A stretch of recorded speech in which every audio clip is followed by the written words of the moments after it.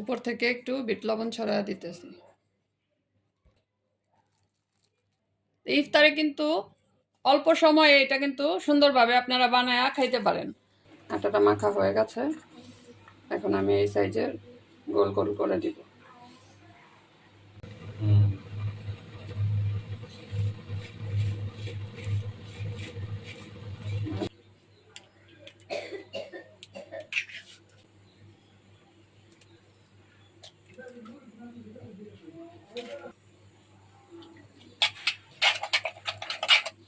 ডিমটা ফেটানো হয়ে গেছে,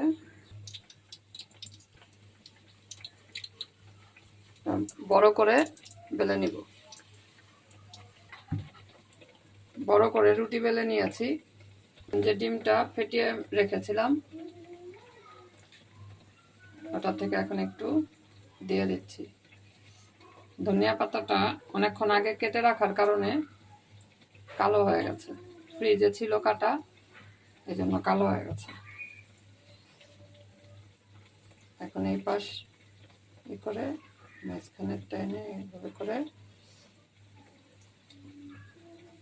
এই দুই সাইড আটকে দিব।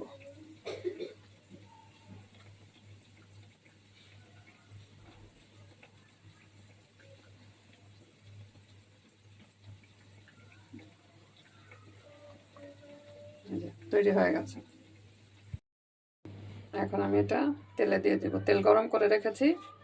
এই উল্টো উল্টো জায়গাটা এভাবে মানে উল্টো জায়গাটা ঘুরিয়ে দিতে হবে আর কি।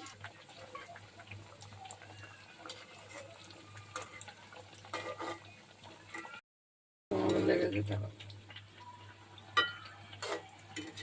যে লালচে হয়ে গেছে, এখন উল্টিয়ে দিচ্ছি। এই সাইডটা যেরকম লাল হয়েছে ওই সাইডটা এরকম লাল হওয়ার পরে তুলে নিব।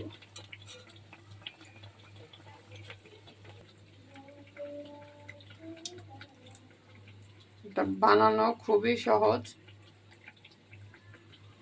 বাইরে থেকে না কিনে বাসায় পরোটা বানানোর যে ডো আছে ওই ডো দিয়েই বানানো যায়। আলাদা আর তেল বেশি করে দিয়ে বানানোর কোনো প্রয়োজন নেই। এই যে হয়ে গেছে, এখন তুলে নেব। এটা তুলে নিচ্ছি, আর যেটা রেডি করে রেখেছি ওটা আমি এই যে এইভাবে করে আবার চুলায় দিয়ে দিলাম তেলের মধ্যে। এখন এটা তেল ঝরিয়ে নামিয়ে নেব।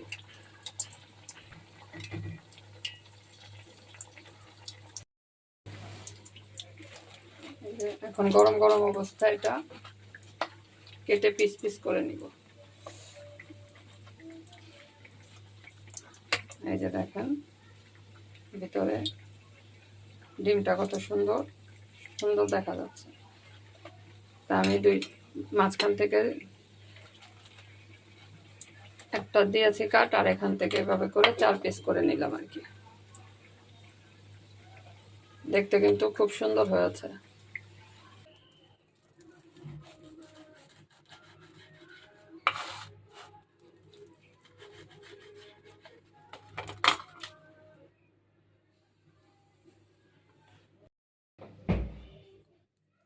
উপর থেকে একটু বিট লবণ ছড়ায় দিতেছি। তো বানায় নিলাম মিনি মোগলাই পরোটা। ইফতারে কিন্তু অল্প সময়ে এটা কিন্তু সুন্দরভাবে আপনারা বানায়া খাইতে পারেন। কারণ অনেক সময় দেখা যায় প্রতিদিন কিন্তু সবকিছু বানানোর ইচ্ছা হয় না, যে কি বানাবো চিন্তাও হয়। তো 2 কাপ আটা থাকলে, ঘরের মধ্যে 2টা ডিম থাকলে কিন্তু এই সুন্দর নাস্তাটা তৈরি করে বাচ্চারাও কিন্তু অনেক পছন্দ করে খাইব। তো আশা করি আপনারা তৈরি করে খাবেন। সবাই ভালো থাকেন। আল্লাহ হাফেজ।